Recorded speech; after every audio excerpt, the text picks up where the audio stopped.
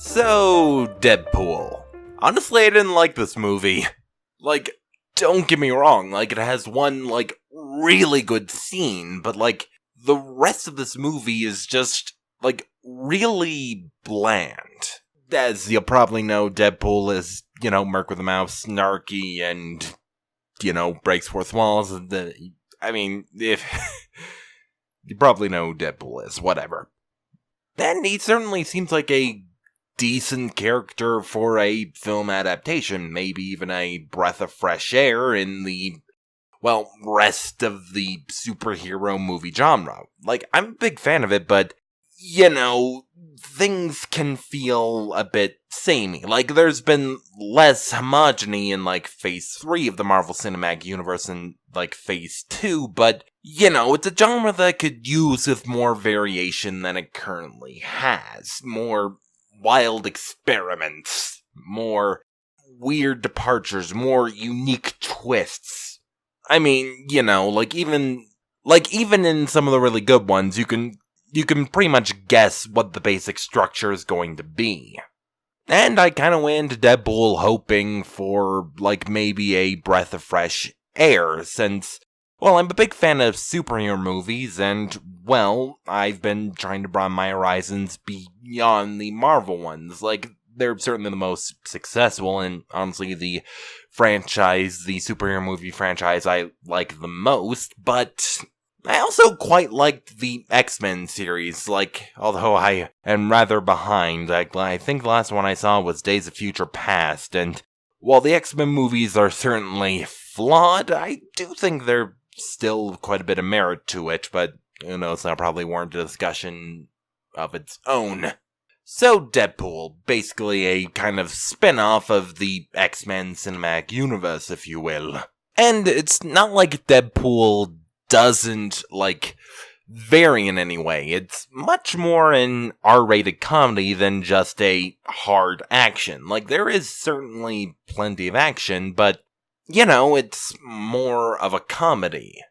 Speaking in terms of, focus, because, certainly straight superhero action movies do tend to be somewhat comedic in nature, but that's never the main focus. Millie, given that aspect of it, me liking this movie is a bit of an uphill battle, given I'm not the biggest fan of R-rated comedies. Honestly, most of them just come across as, really gross and really mean-spirited. I also do kind of come to superheroes to, for an uplifting feeling and not to just feel, depressed and angry. But there are funny R-rated comedies, and Deadpool can be a very funny character. Honestly, I found most of the comedy in this movie, really bland. Most of the jokes were never, really laugh-out-loud funny. Honestly, the comedy was not what I came out of this movie remembering. I mentioned that this movie had one really good scene, and that scene is the opening action scene. It was well choreographed and even goofy in a way fitting of the Deadpool character. The rest of the movie, however, is mostly a generic superhero romp with an R-rated comedy twist to it. And it's not even particularly funny, in my opinion. One thing I will say is that it certainly earned its R rating. The introduction to Wade's love interest is essentially just them meeting and having all sorts of freaky sex. You see Ryan Reynolds' ass a surprising amount of times. I'm not complaining, but still. This romance setup, the origin story of Deadpool, and the kidnapping of the love interest feels very standard superhero, and while those tropes can be put to good effect, in Deadpool it was honestly put in a rather bland way. It just feels like another bland superhero origin. And Deadpool's wisecracking doesn't really do much to alleviate this. Wade is never funny enough to elevate this movie past blandness outside of that one excellent scene.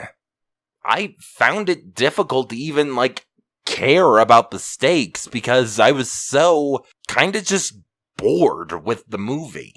I didn't feel like I had enough of a reason to care, and it's hard to figure out any specifics to why I felt that beyond just, well, it feels like a generic superhero movie, but not as engaging, and with the R-rated comedy, not enough to distract from that fact.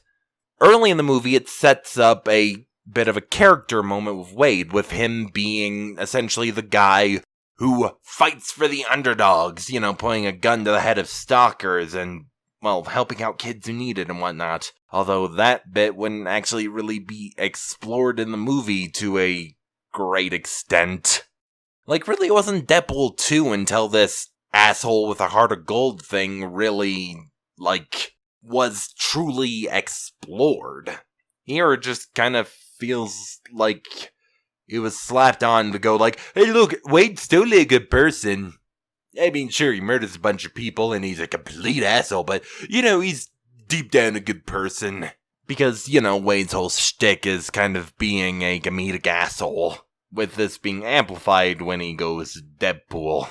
Although the thing about that is that sometimes it feels like the comedy is kind of an excuse to engage with a male power fantasy in a more explicit and violent way. Say, with other superheroes, there's this kind of implicit assumption that they don't, at the very least, go out of their way to kill people. I mean, if you just think about it, Iron Man has definitely killed people, but the movie never really draws attention to that, and takes great pains to avoid drawing attention to that, to, not remind you of all the lives that Tony Stark is ending. Whereas Deadpool fully embraces the carnage and murder. There's an expectation of how a superhero should act that Deadpool more or less rejects in a more, I guess, brutal embracement of a male power fantasy. The ability to slaughter your enemies and those who would do harm to those you love. I mean, a fairly classic male power fantasy. And I kind of have two thoughts on that. On one hand, this male power fantasy can certainly be toxic at times, but it's not as if Deadpool shies away from how much of a piece of shit, Deadpool is. It doesn't shy away from the amount of carnage he does, in the same way that a Marvel movie or an Iron Man movie might.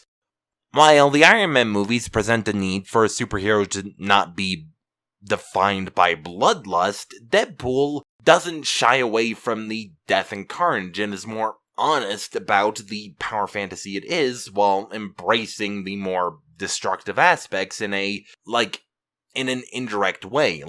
You're not supposed to, want to embrace Deadpool in, real life, but, does kind of embrace, the awesomeness of turning your enemies into red slush. I guess Iron Man kind of ignores the death and the harm that one may do as a superhero, while Deadpool in some way may glorify it, but, honestly, not sure which one is worse, but hey, it's probably just a case where everything's problematic. Yay! Just some thoughts. Although, admittedly, this embracement of Deadpool as an asshole does kind of clash in, Deadpool 2, with him being presented as more like a asshole with a heart of gold, someone who will gladly end the lives of so many people and do endless carnage with little regard to innocents who may be caught in the crossfire of, say, a road chase, but it also presents him as a hero willing to risk his life for a single kid in order to put him on a righteous path and to prevent his untimely death. Yeah, this gets a bit weird. So, I guess my overall thoughts on this is that it's a standard superhero movie with one really good scene. Deadpool 2, however, was far greater, even if my thoughts on it might be a bit more complicated.